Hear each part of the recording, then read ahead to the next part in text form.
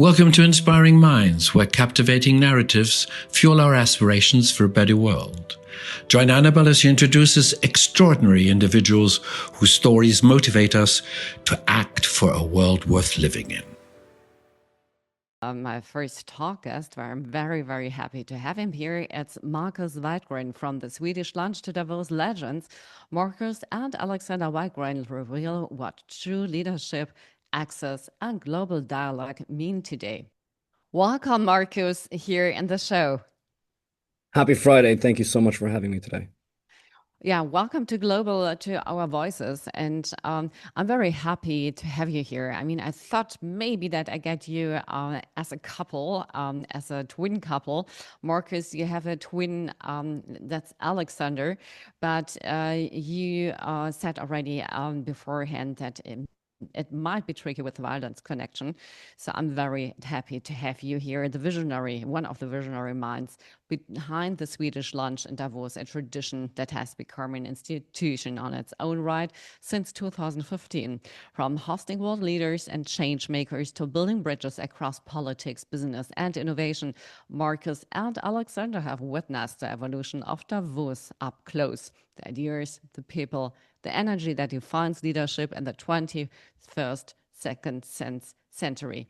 And today's conversation, we'll talk about what it means to lead in a world of constant change, how to create meaningful connections and high-stakes environments, and why Davos remains a mirror of our collective future and culture. So let's dive in. This is not just about power, it's about purpose, people, and presence. And Marcus, in the beginning, we started welcoming you with a song selected by you. And to be honest, the song is one of the songs I like the most. It gives me goosebumps. It narrows in my throat, knowing the tragedy behind Avicii. And on the other hand, I think it's a wake-up call for everybody. And before I ask a question, I would like to introduce this a little bit for our listeners. Wake Me Up, Avicii. We took it featured by Aloe Black. For me, the best line is feeling my way through the darkness, guided by a beating heart. And this line captures the essence of modern leadership and human resilience, moving forward even when the path isn't clear, when it's full of crises, trusting intuition and authenticity. More than external direction.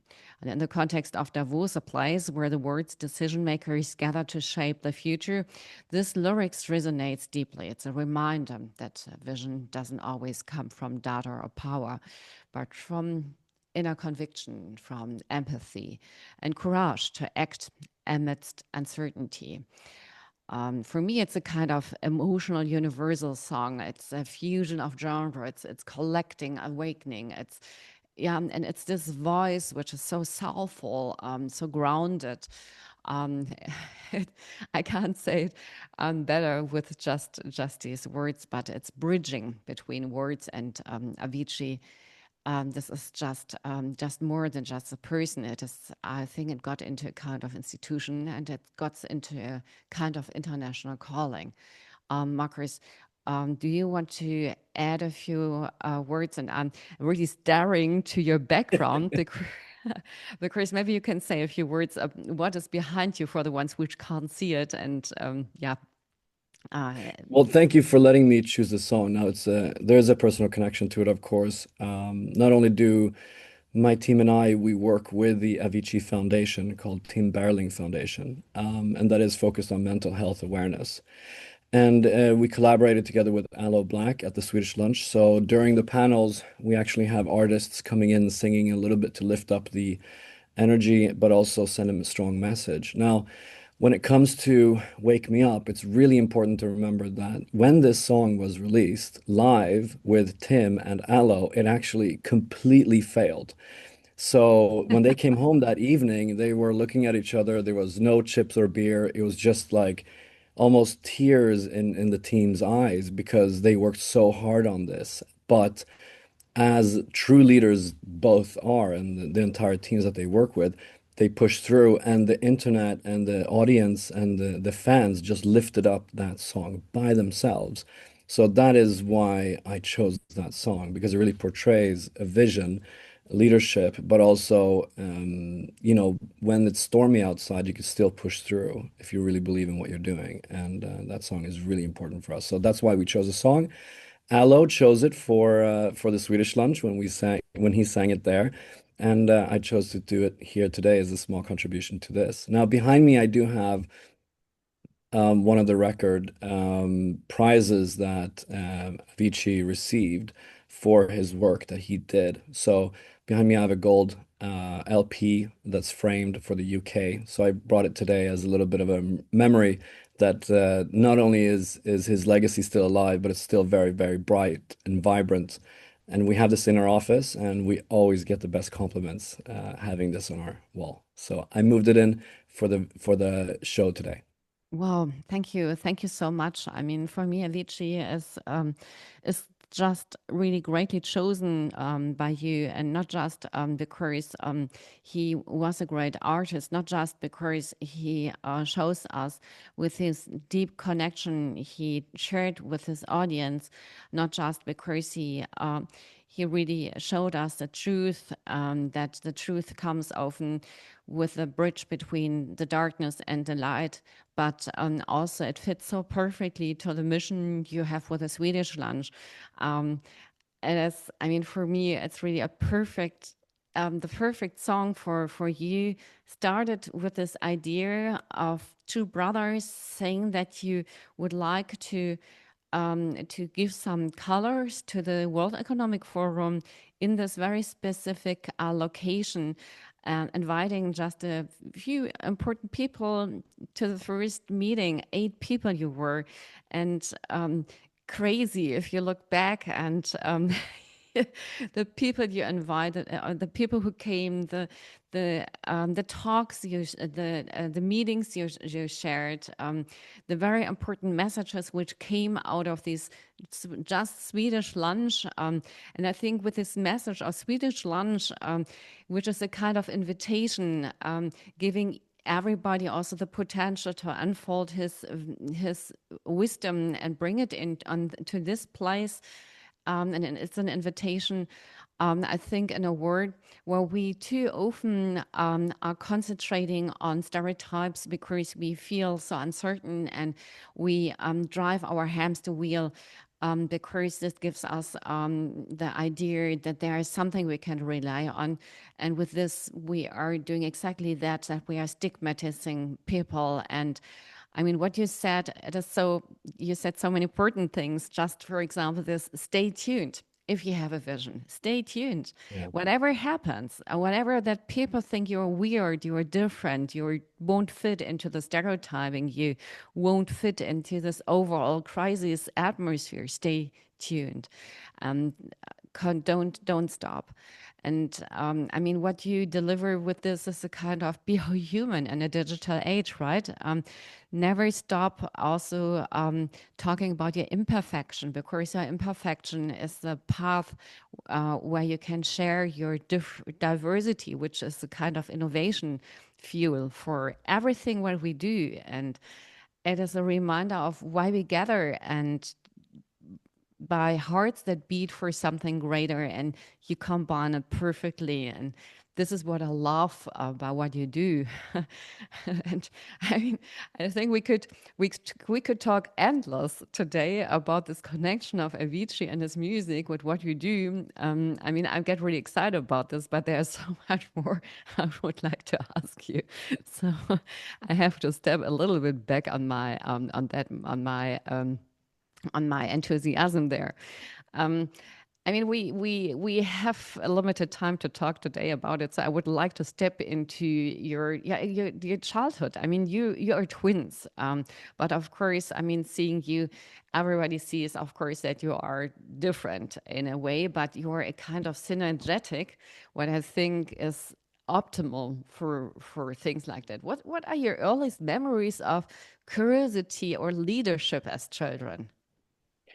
Well, I mean, first of all, the main advantage of being a twin is that we could be in two places at the same time. So, as my brother is traveling with really unstable Wi-Fi, that's the only reason he's not here today. He was very sad. He sent me an SMS going like, "I'm not getting this technology with me today." So, I certainly, he sent us his best regards to the show and all the listeners. But Thank you. the earliest like memories, I have to say, were definitely focused around my parents. Now, it's important to know that I come from a multicultural background. My father is born in Milan, Italy, by Swedish parents, and my mother is born in Tuscany in Italy, but raised in Stockholm by Italian parents.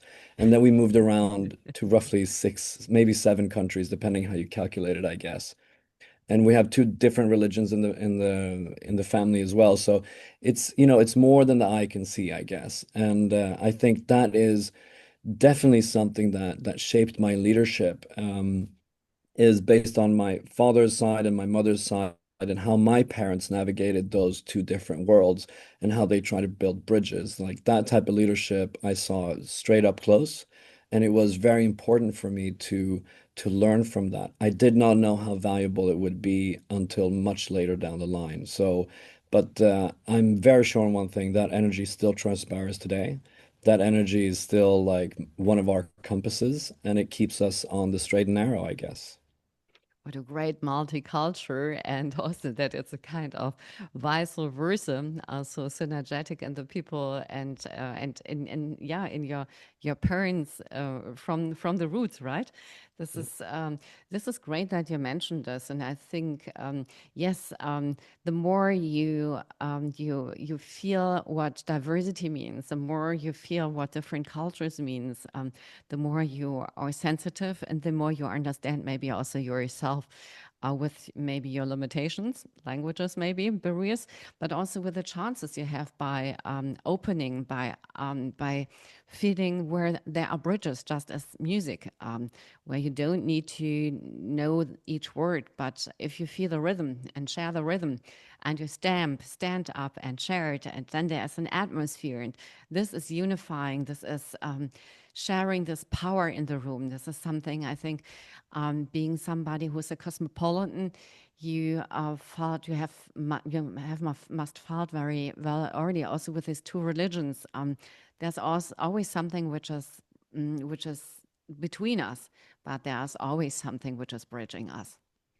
Yeah, I mean, it's in today's world, I think that it's even more important to remember that the differences can actually unite us. So it's all a matter of perspective, I guess. For me, because I grew up in two different cultures, married into one, literally, for me, it was just a natural play. It was like a kid, joining into any normal activity because I took it as a natural thing. And then when we progressed, we stayed in the international schools. We went from Swedish public schools into international schools, and then went back to university. That's a state-owned university in Sweden to study economic history. It was still very, normal for me to act around different religions or people, but little did I know that even in progressive Sweden, that was still something that was a little bit outside the norm, I guess. But we'll see where the world goes. I hope that bridges are built from two different sides. I think that's mo most important. Yeah, I hope so too. I really hope so too. And growing up, I mean, you shared a few surroundings or a few structure elements with us. Was there a moment that shaped your view on connection, on dialogue, on internationality, on bridging? Yeah, absolutely. So, as I mentioned, like we went to an international school. That gave us a few advantages, of course. But one thing that we got deep insight into is an organization within the school, or a part of the school, that was called MUN, Model United Nations. And that was a great way for us as kids to play around with diplomacy, or what we thought was very formal items. We were playing with a student organization where that was handled with very much care, but oversight of parents, oversight by teachers and adults. But we were free to play as we wished with diplomacy inside. And I have to say, I think it is a very large student organization today. I'm not really updated on the newest trends within the MUN, but it certainly was a starting point where we could meet young people all around the world, and these people are still my friends today. And it was like this, networking effect where I got to know people on the other side of the world, and I could talk to them, work with them, even though we were representing different countries, because it's all fiction, right? But it was so much fun to be able to talk to somebody from Indonesia, but the country was Germany. Like it was very fun to see that. I can really imagine it, and there come stories in my mind of the small Marcus meeting these people, and starting with this early and the early steps of preparing diplomatic bridges, right? So I'm very much looking forward to Marcus' answers on my further questions and can't wait. But I have to wait for 2 minutes, and we all have to wait for a couple of minutes, 2 minutes, around 2 minutes, and then we see each other here again. So stay tuned. Wonderful. Thank you. So we've covered some intriguing topics on the last minutes, and now we'll continue our conversation with Marcus. Yeah. Some may know from Swedish Lunch. Marcus, tell us how the idea of the Swedish lunch was born. And I mean, the ones who don't know what is the Swedish lunch, who just have to Google it, it is one of the institutions during Davos. Well, it was more easy than it was complicated, I guess. So my brother and I, as we grew up in different countries, one common denominators were that the news channels were all in English. And in the news channels, we noticed that there was a repetition in January about introducing, world leaders and talking to them and what the state of the world was in January. So at a very early age, mid-teens, we had this idea that, one day we should go there and see, almost like what the Model United Nations did to us, we could do or in Davos during the World Economic Forum. Now, we came there the first year in 2014, and what happened at that point was that we radared the market and we saw that there was, literally very little events outside of the World Economic Forum. Now, you have to imagine that the World Economic Forum is the absolute pinnacle. However, when the schedule there is done for the day, then these world leaders spill over to what the World Economic Forum's city is hosting, which is Davos. So, first of all, we could not afford an evening event because that one was definitely way too much an outprice for us. When we were in our young 30s, we were not great at waking up in the morning, I guess. So lunch was the only option left, I hope. I mean, that's how organically we chose lunch. But it was also when we looked at a sun calculator online, we noticed that the Schatzalp Hotel was positioned perfectly for lunch. And coming up to a hotel that is roughly, 800 meters up in the mountain from the city center, you come up from like a dusty conference hall or a dusty hotel or like a closed restaurant. You come up to the Schatzalp Hotel and you have literally the world ahead of you. That just reminds even the largest world leader that they are still small in this universe. And I think that is one of the key attributes that really breaks the tension amongst people that come up to our panels. It really resets the humanity between all of our guests. So no matter who you are, everybody comes up there with a certain, level of, eyesight to each other. Nobody's bigger than, except for maybe the Klitschko brothers. They're so tall that they're the only ones who, are massive giants around it. But they're very humble when you actually meet them and talk to them. Yeah, and it's really, you're stepping your foot outside this cabin and you're up on the hill and you Yeah. have a great view above all and you feel so small sudden. Just you feel, okay, this is, yes, I'm a piece of that what God or somebody else made and I'm part of this wonderful nature and I can be just thankful for everything what nature did to us, no? And Exactly. I mean, you're inviting everybody who wants to give something back to that, and um, and you are very authentic in everything what you do. And I really I really love that because Thank you. you and you and I know, and I have some pictures in front of my head, and maybe you're sharing this with me, where women standing like whoo with big sunglasses and chasing visibility, and I mean, you're playing with this, of course, a tiny little bit, but you're much above it because for you, it is this authenticity.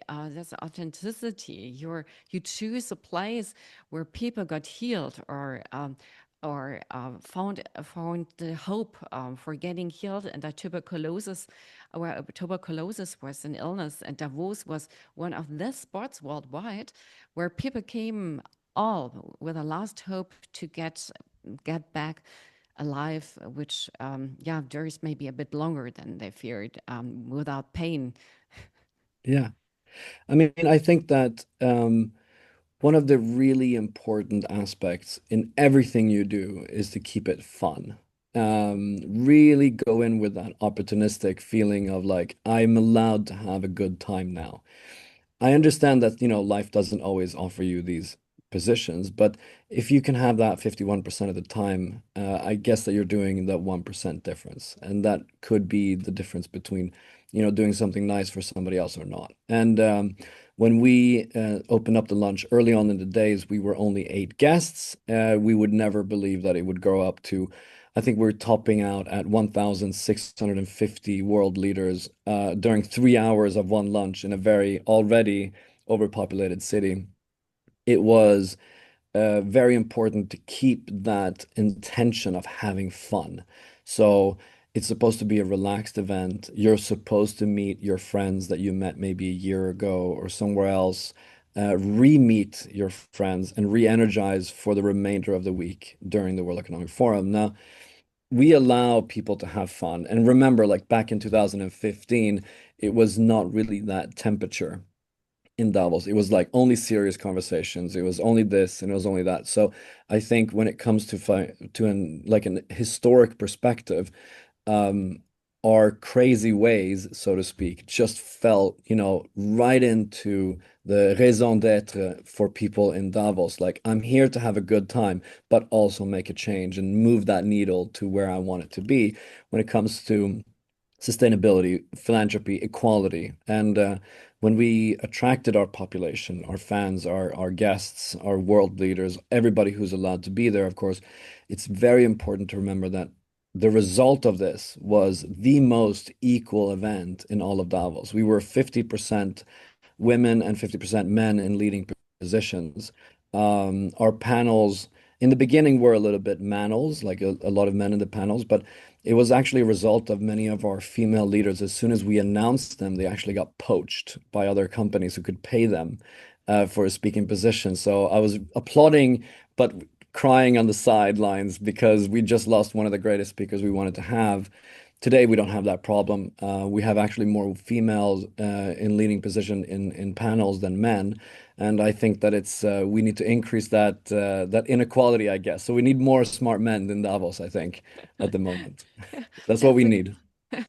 that's a great perspective. But as I know you, your events could be also a kind of think and do or development tank to get more men who figure out how smart they are, because they've forgotten about it in being caught in different frames where they thought that this is their role. And I think you do touch something really important. This is the humor, laughter. It is this easiness of life, and we often forget about that. Being in this crisis hamster wheel, thinking, "Oh, we have to look serious. We have to look Yeah. with a bad face." We just concentrate on the shadows. We concentrate on also on the shadows of other people. So it is a circle, which is where we don't need to be surprised that autoimmune illnesses, psychosomatic illnesses are increasing. And for example, I saw a number of breast cancer increase in Germany, 23% from last Yeah. year to this year. We don't need to be surprised about this. No, if somebody steps into this hamster wheel and what you do, what you prepared, this humor, this laughter, I mean, I think you speak a bit German, you said, so maybe also a bit the culture of the Germans, which is often kind of if you're too humorous, if you're too much laughing, too much smiling, it's for them a kind of unseriousness. And I think it's also a part in the business world still where seriousness should come along with looking, not smiling, looking like you want to go into a fight. Exactly. I think that that changed a lot with us because at initial meetup, you don't know exactly where me or my brother is from because we grew up in an international perspective. So I could greet somebody in German, and then within a few seconds later, I could switch to Italian, and then I could talk to somebody in English. So I think that people are not really prepared for a person with multi languages to really welcome them in such a personal way.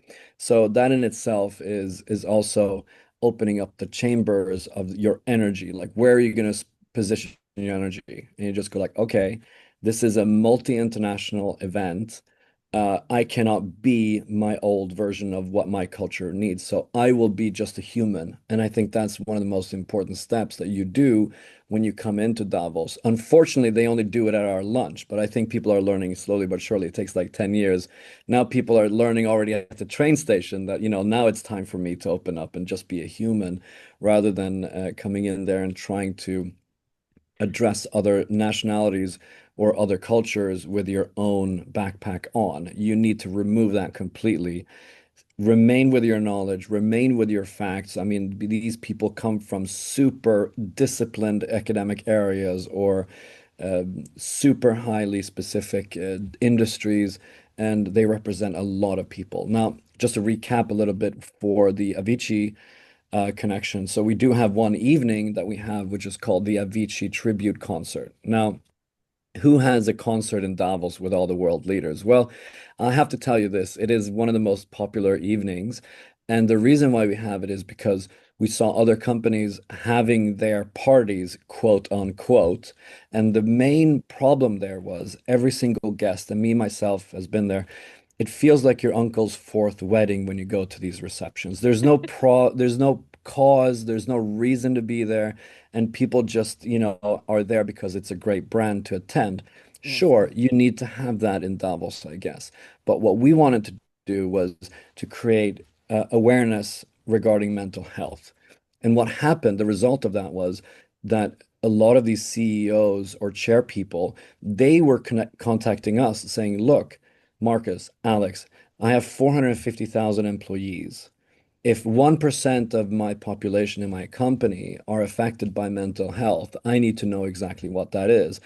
And we understood very quickly that you can outsource a like a CSR program or a CO2 versus your supply chain minimization efforts. You can outsource that. You can have people working on that, and that's great in itself, absolutely. But when it comes to mental health, if that happens in your workforce, that is immediately sent to the CEO. There's no way of outsourcing it. That person, he or she, needs to take care of it immediately to remain in control and make sure that everybody else knows what happened, how they could prevent that, and also put resources behind education and really try to help the people affected by such a grave illness. I mean, so out of the 450,000 employees that they have, it's really important to know that far many people are affected, not only people that are working for the company, but the people around them. So the community is devastated by just one person falling for this illness. And that Ah, evening, obviously, is very oversubscribed. Heavy personalities within the industry, heavy personalities within the music industry, but we also take in a lot of foundations because without the foundations, we don't stand any chance for the future. Because if we just have corporate views, this is just going to be a corporate world, and that's not, I think, the way that you should, raise children or want to have fun. You should really start, encouraging foundations to come to Davos. I think that was the best. They're so welcomed.